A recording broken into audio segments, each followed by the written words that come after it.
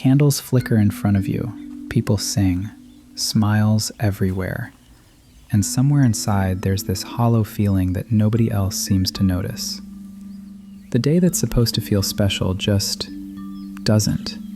Birthdays occupy this strange position in our emotional landscape. They arrive with cultural scripts already written: joy, celebration, gratitude. But the actual experience often tells a different story. That quiet dread in the weeks leading up to the date, the inexplicable heaviness that settles in despite the cake and well wishes, the sense that something fundamental is wrong with you for feeling this way. Nothing is wrong with you. The human brain processes birthdays through multiple psychological systems simultaneously, and these systems don't always align. There's the social expectation system, which has absorbed years of messages about how birthdays should feel. Then there's the self-evaluation system, which your birthday activates whether you want it to or not. And underneath both runs the temporal awareness system, the part of your consciousness that tracks time passing and what that means for your finite existence. These systems collide on your birthday with particular intensity. The social expectation piece runs deep. From childhood, birthdays have been framed as days when you're supposed to be the center of attention, supposed to feel loved, supposed to have proof that you matter, which creates an immediate problem. Emotions don't follow scripts. You can't manufacture genuine joy on command. But the script exists anyway, and when your internal experience doesn't match it, a secondary emotion emerges: guilt or shame, or the sense that you're failing at something that should be simple. This creates what psychologists identify as emotional dissonance. The gap between how you feel and how you believe you should feel becomes its own source of distress. You're not just dealing with sadness. You're dealing with sadness about being sad, anxiety about not feeling grateful enough, depression layered with self-judgment. The self-evaluation component is perhaps more brutal. Birthdays function as mandatory checkpoints in life's timeline. They force an accounting. Where are you compared to where you thought you'd be? What have you accomplished? What have you failed to accomplish? Who are you now versus who you imagined you'd become? This isn't abstract philosophical musing. The brain genuinely engages in comparative analysis on birthdays, often involuntarily. Neural pathways associated with self-concept and future projection become unusually active. You measure yourself against internal benchmarks, against peers, against younger versions of yourself who had different dreams, and the measurements rarely feel favorable. There's a cognitive bias at play. Humans tend to remember their aspirations more vividly than they remember the context in which those aspirations formed.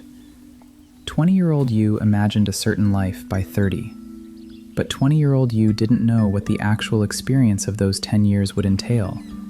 The setbacks, the pivots, the way life actually unfolds versus how it looks from a distance. Yet the comparison happens anyway. Birthday as referendum on your entire existence thus far. The research on temporal landmarks shows that these calendar-based milestones trigger psychological phenomena that don't occur on random Tuesdays. People engage in significantly more life evaluation at these moments. They're more likely to pursue major changes, starting diets, ending relationships, searching for new jobs. The birthday doesn't just mark time, it demands meaning from that time. Which means if you can't easily identify clear meaning, if your life feels stagnant or disappointing or simply confusing, the birthday amplifies that uncertainty into something darker. Then there's the social reality of birthdays, which often doesn't match the fantasy. The fantasy involves being genuinely seen and celebrated by people who truly understand you. The reality frequently involves superficial gestures from acquaintances, obligatory messages from people who were reminded by Facebook, maybe a gathering that feels more performative than meaningful. This isn't anyone's fault exactly.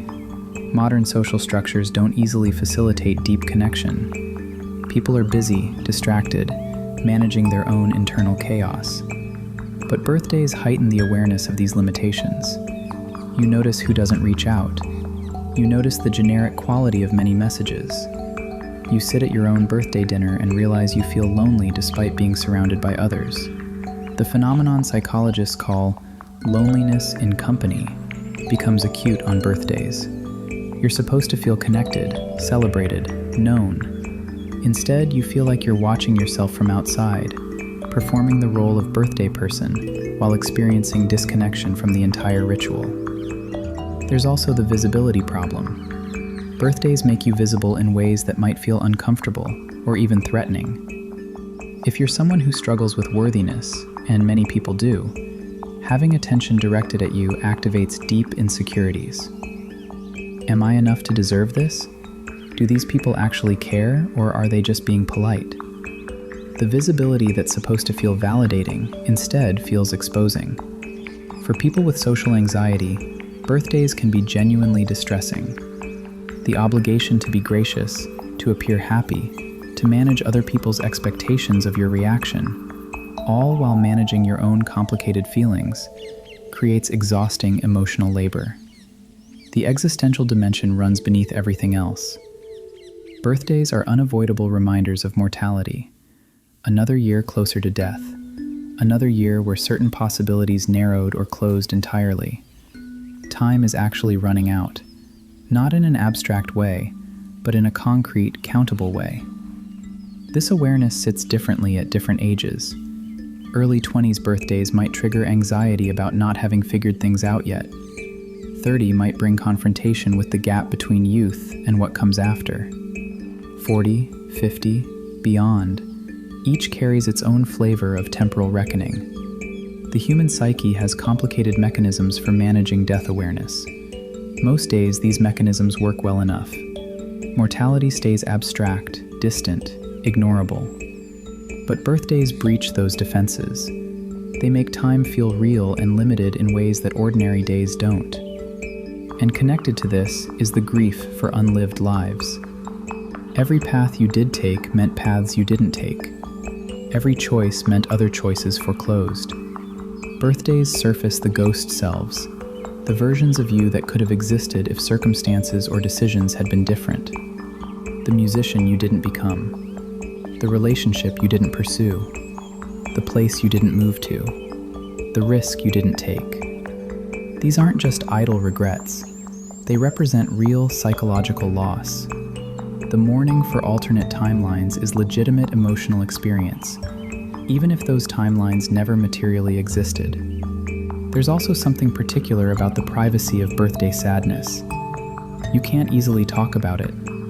Expressing that you feel sad on your birthday often triggers a kind of social rescuing. People trying to fix your feelings, convince you that you should feel differently, or reassure you in ways that miss the actual emotional reality.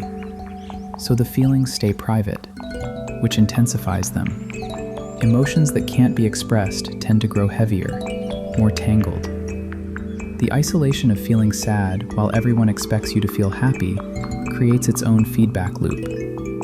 And for some people, birthdays carry specific trauma or painful associations. Maybe birthdays were complicated in your family of origin.